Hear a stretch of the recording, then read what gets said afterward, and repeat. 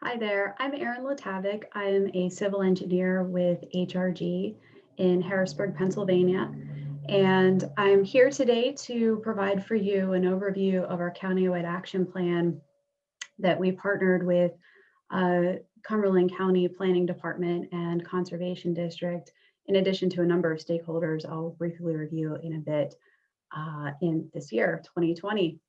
So thank you for joining me. Um, the document is open for public comment here in December 2020, but it is going to be a living document as the county works through implementation of the plan through 2025. So please refer back to this video in the future if you want a refresher on our activities as we go. So the plan itself is a narrative format at the beginning, goes through a number of the different priority initiatives that we outlined this year, and then goes through a listing of the detailed initiatives and actions that we have planned as a result of the interaction we had with our county stakeholders this year. As a refresher, for those of you that may not have much background in this, Pennsylvania has a watershed implementation plan that benefits the Chesapeake Bay, and those activities have outlined goals for counties in Pennsylvania to also pursue. So the Countywide Action Plan, or CAP, is a document that helps identify local actions that can occur that benefit Pennsylvania's Phase 3 WIP, which ultimately will benefit the Chesapeake Bay. But our actions are really locally focused. So the 5 sectors here in orange: agriculture, MS4s, which are municipal separate storm sewer system, typically municipalities, developed area, forest area, or riparian buffers along streams, and wastewater treatment plants are all activities and sources of pollution, but also activities that are regulated to combat that pollution. As a sidebar, stormwater fees are one way that municipalities consider to pay for some of the regulatory requirements of the MS4 program, but they're not necessarily a catalyst for the Countywide Action Plan or the Phase 3 WIP. They're one option that a municipality can take to pay for the cost of compliance. Our CAP planning program is iterative, as demonstrated on the right side of the screen here. We did a lot of outreach this year in 2020, despite COVID. Looked at a number of technical data points, information provided to us by regulatory agencies and our partners. And we're using all of that information and feedback to develop our plan and ultimately implement our plan over the next 5 years. So we're looking a lot at best management practices, or BMPs, typically structural practices that are on the ground or activities that occur that help to combat the pollution that comes from our activities on the landscape.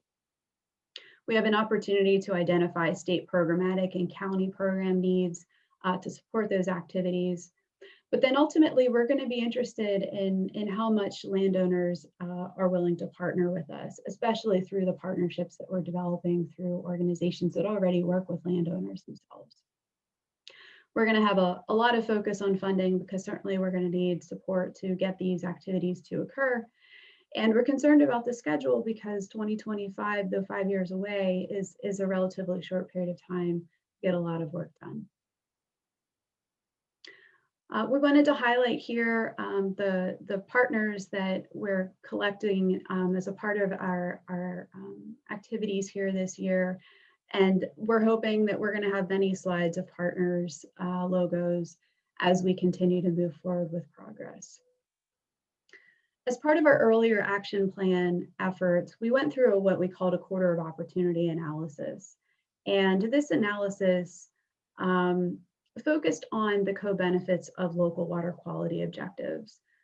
A number of streams within Cumberland County are impaired, meaning that they're not supporting local wildlife, and they may actually not be supportive of healthy drinking water standards.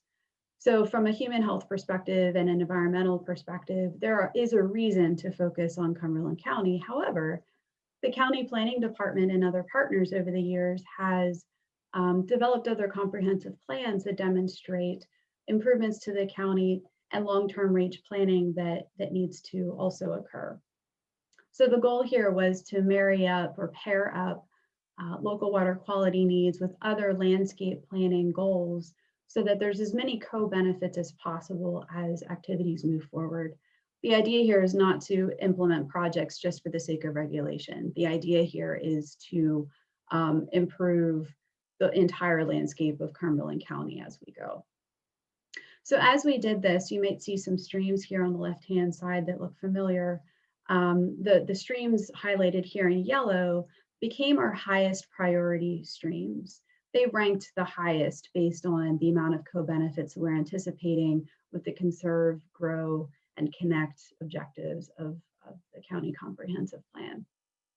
The TMDL column highlights whether or not the streams themselves are impaired from a regulatory perspective.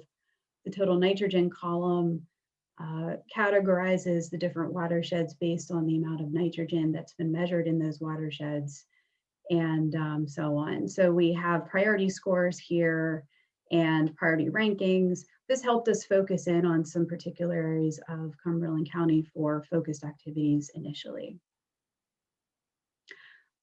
So this map highlights the top 5 watersheds: Middle Spring Creek, Mount Rock Spring Creek, Letort Spring Run, Hoagstown Run, and Trundle Spring Run, also highlighting some of the different farm properties that exist within that valley of the county. The Mount Rock Spring Creek watershed here in the center of the county near Newville is our initial farm outreach focus, primarily because of our partner, Lancaster Farmland Trust, having history there and good interaction with landowners on the water quality conversation. And also because there is a nice cluster of county preserve farmland within that end of the county as well. Again, we want to marry up existing activities with opportunities for additional water quality improvement.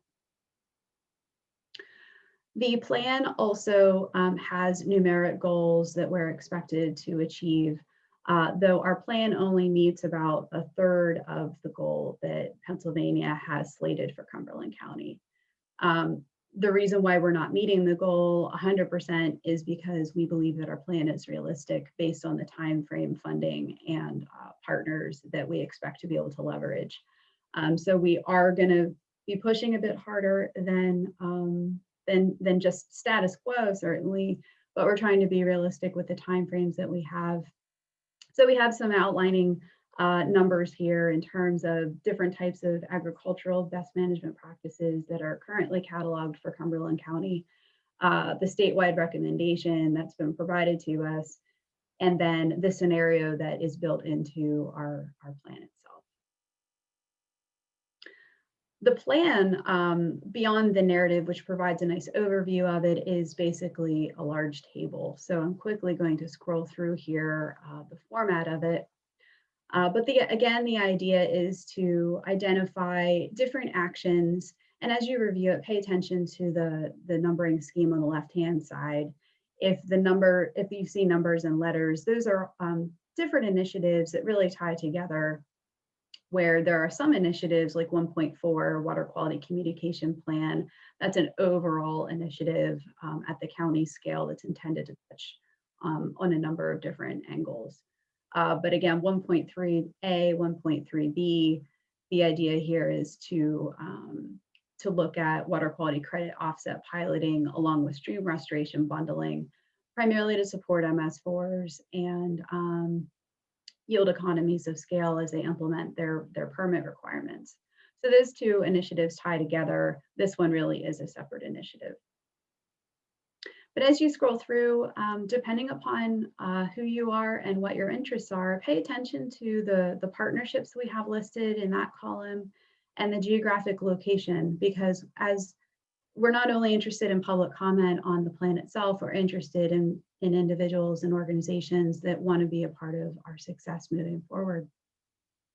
It also outlines the resources available that we're anticipating exist within the county, and the resources needed in terms of technical assistance and also financial to get a better sense for the overall need to make sure that this plan is as successful as possible. So just quickly scrolling through here, you'll see that we have a number of initiatives that we really do intend to implement over the next 5 years that range from overall programmatic activities, getting projects in on the ground and counted towards our goals, and then lastly, going through other supporting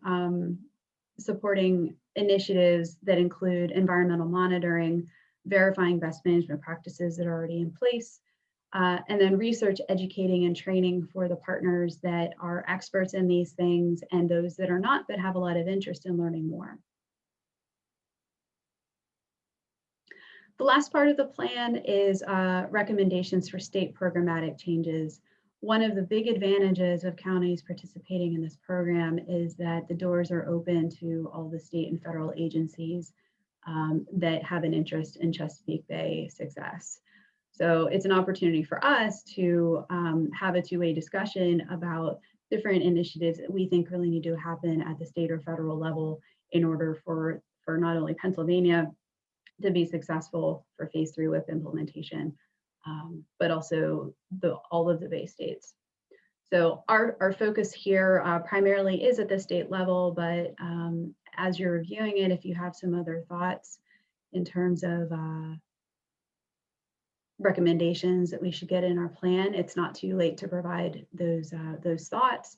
And of course, I mentioned at the outset that the plan will be a living document as we implement and will be updated periodically. So we will be soliciting input as we go, because we recognize that we don't know everything at this point, and maybe we never will, but we want to be as successful as possible.